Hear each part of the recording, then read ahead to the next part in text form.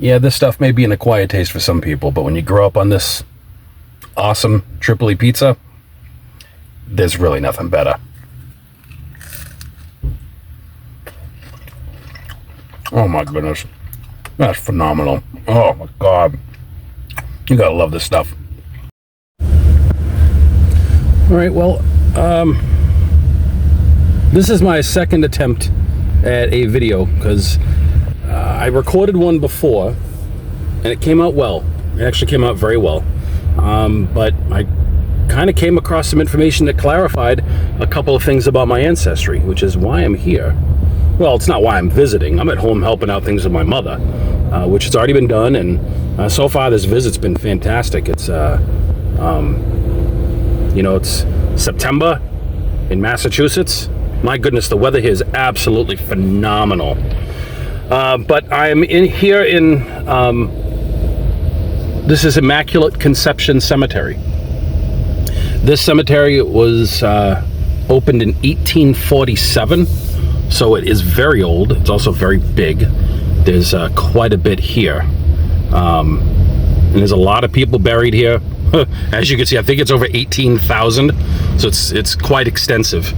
And certain sections are bigger than others, because they'll have sections just for like victims of, for example, there's been, this city, Lawrence, is known for some history, specifically when it comes to labor laws and, laws regarding even child labor laws, because, you come to find out that, kids, yeah, sometimes they work too much and they work, back then they were working at quite a young age, and it's sad. Because in those days there was no OSHA, there was no particular standards set to keep them protected, and you ended up having some kids that would die in very, very harsh conditions. And in some cases, at least back then, there was accidents where buildings would collapse and kids were just,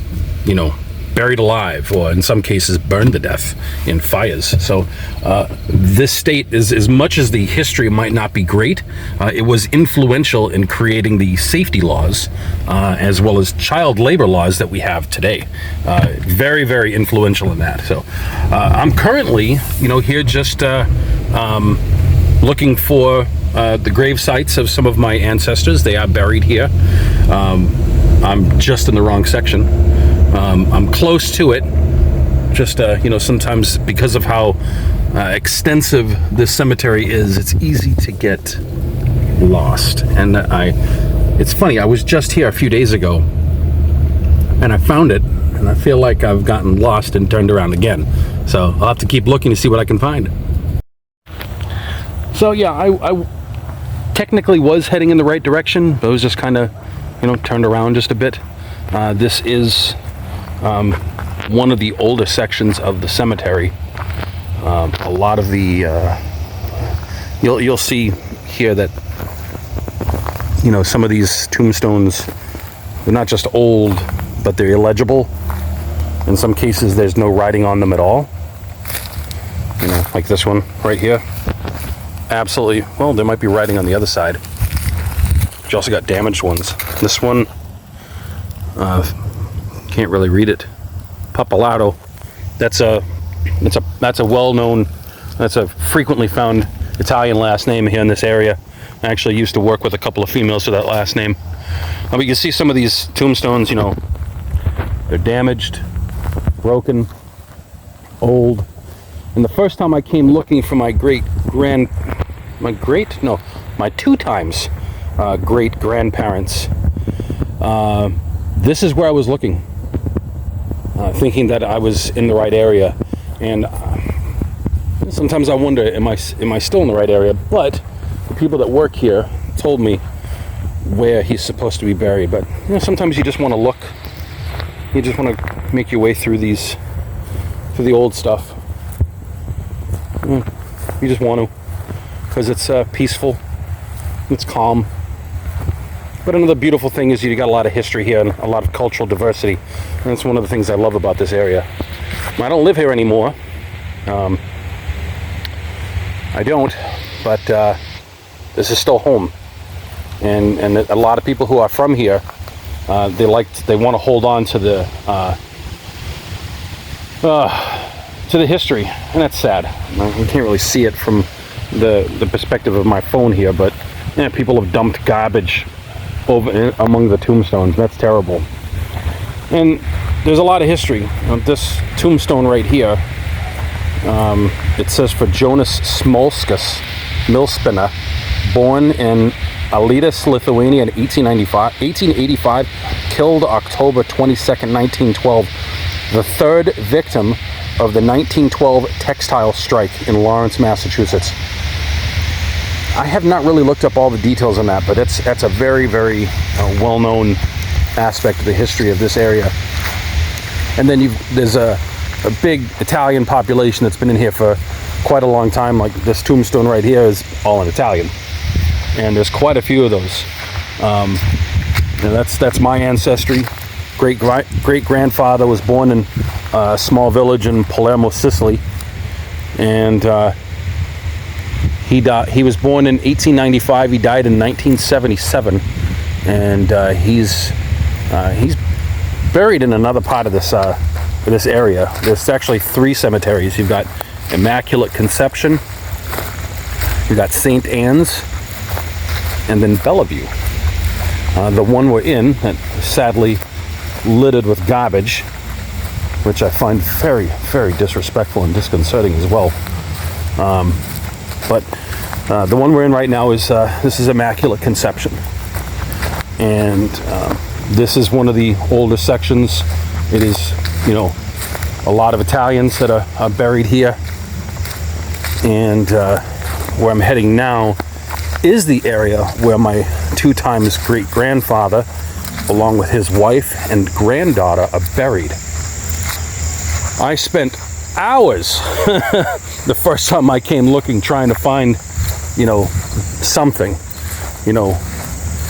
that would even be close to resembling, any type of identification. And you'd think it would be here, because the obituary for my 2 times great-grandmother says that they're buried in a family plot. So they spent money to be buried, together. And actually their, I think it was their 2nd or 3rd son, named Joseph, who's not buried here. He's buried clear on the other side. You see that tower that's off in the background? He's over there. He died at 2. He drowned. But there's no tombstone at all. But what there is this spot. And the people here at the cemetery were nice enough to walk me over here. And they knew the plots, and they said that this is the general location where they're buried. So this is where my 2 times great-grandfather Antonio and his wife Concetta, along with their granddaughter Maria, they are buried here. Sad, but this is the location. So now I'm over here at Bellevue Cemetery. Pretty much both of them were opened up in 1847. And I just found it interesting that the city of Lawrence wasn't actually incorporated until 1853. Well, don't know if that means anything. But this is the side where it took me a while to find. I actually had to get some direction from the people at the office here, and they kept telling me that I was wrong. They kept telling me that I was wrong because I told them it's my grandfather and great grandfather that are buried here, and they were like, no, there's only 2. Because yeah, that is 2, but buried with my grandfather is his wife. She died in 76. He died in 1993. They were trying to tell me that I was wrong, and yeah, I think I know better. Especially after I found the tombstones, which is, I'm heading in that direction now. I just think I'm might be on the wrong aisle. Yeah, I was on the wrong one. So, I'm approaching the tombstone as we speak. This is right here at the cross. Madonna, Michael. He was born in, I think it's Casa San Verde, which is in Palermo, Sicily, in 1895. He came to the United States with his mother, Concetta, who is buried in the other spot. They came to the U.S. in 1904 or 1905. I can't remember exactly which year. They came here. They actually went into Ellis Island, and Michael's dad, Antonio, he was already in Boston. Like he went into Boston instead of New York, and then basically made his way up into this area. And sadly, his dad only lived for basically about another 6 or 7 years, because he died in 1911. And I guess that kind of explains why there's no tombstone.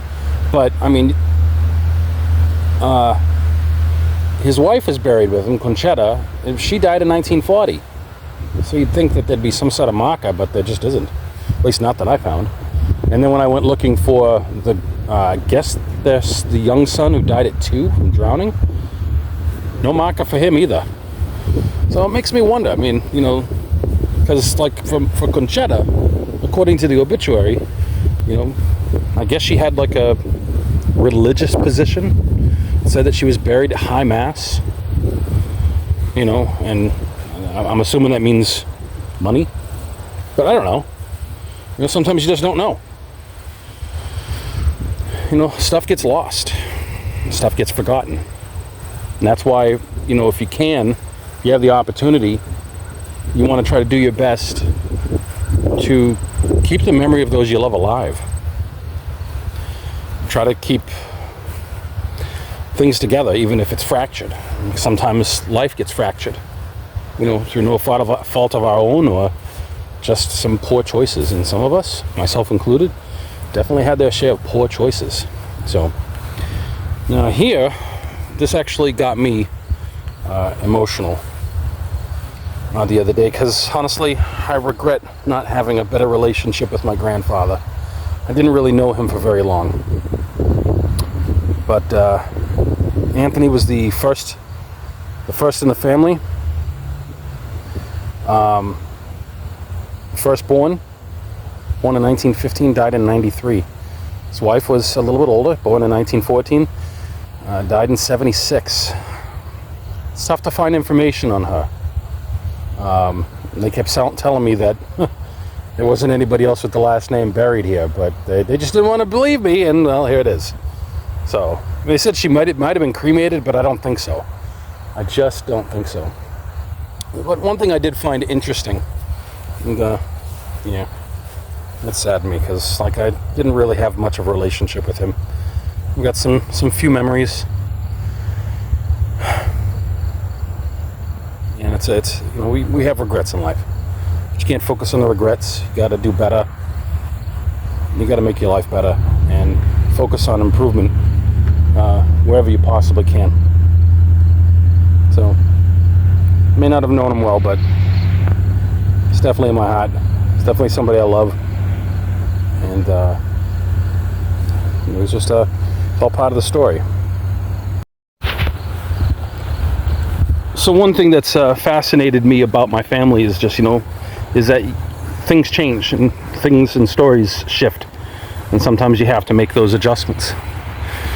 And that was the case that I kind of learned with, I mentioned about my great-grandfather over here.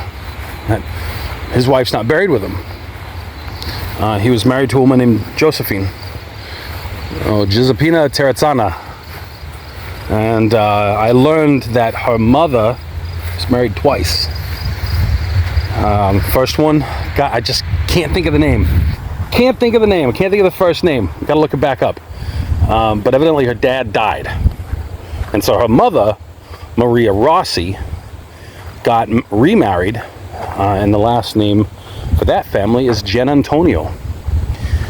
It took me years just to find any information on my dad's grandmother, Josephine. And I finally found it this weekend. So we're gonna head over to where she's buried. So in the search, this one was easiest to find because it's a big tombstone. And I was here on Thursday and that flag wasn't here, so curious as to who put the flag. And not every tombstone has one. So the question that comes up is, why this one? There's something I don't know. So there's 4 names here. We got Delfino and Maria. Those are the parents, Maria Rossi, Gianantonio. Delfino is Maria's second husband. And they had kids, Margaret and Henry. I think there was another one, but I can't really recall. And Henry was the last one buried here, buried in 1983. Now, she's not listed, at least not on the tombstone. But the people here at the cemetery, their records state that my great-grandmother, Josephine, is buried here. She is buried with her biological mother. So it took me years to find that out. I'd been looking for information on her for years. She died in February of 1950. And her husband, Michele, who was born on the other side of this hill and down a couple of rows, died 27 years later. My mother describes my great-grandfather as a very interesting man with quite the loud personality. So yeah, there it is. There it is. You know, so much searching, and sometimes you find an answer only to result in more questions. But you know, when you learn stuff about your family and about your past, it should help you to adjust in your attitude, your mindset, your thinking, your perspective, and your personal goals and what you want to try to do with your life. Because, you know, as the doctor said on Doctor Who, he said, you know, we're all stories in the end. We just need to make it a good one. And you know, I've made my choices that I have regrets over, and I don't want to make any more regrets. And just got to keep pushing forward, because you know, we can't reach our goals in life. So yeah, they bought a big plot, didn't they? It's 4 graves in the front and 4 in the back. So I think, honestly, I believe, if I'm correct, Josephine is kind of right in that spot, right in the other corner of the tombstone. That's where she's buried. Big tombstone. Sometimes when you see the bigger stones, you're like, all right, where'd that money come from? It's always questions. You just got to keep learning and trying to do your best. So I hope you enjoyed this. This is my first cemetery vlog and part of my ancestral research. I've only gotten so far back with my dad's side of the family. My mother's side, I had help from a cousin, and she went back as far as you can possibly go. So thanks for watching. Wish you the best in all your goals, and if you're doing the same thing I'm doing, looking for your ancestry, ask questions of anybody you possibly can. If you have to go to a cemetery and ask questions, I can see the spot where Joseph, the son that died at 2, where he's buried. There's a hill right past those big trees. There's no marker. I looked through that section for at least a half hour to 45 minutes. Couldn't find anything. So there's a lot of markers that have nothing on them. So he's in there somewhere. But a sad story to die at 2. But anyways, just point out another thing. So keep pushing. You have a lot to live for. You know, I learned through my ancestral genealogy and research that some of the people of my past, they took their own life. It's sad. Some people lose that motivation. Don't lose yours. Stay focused. Stay positive, and know that you're very much loved.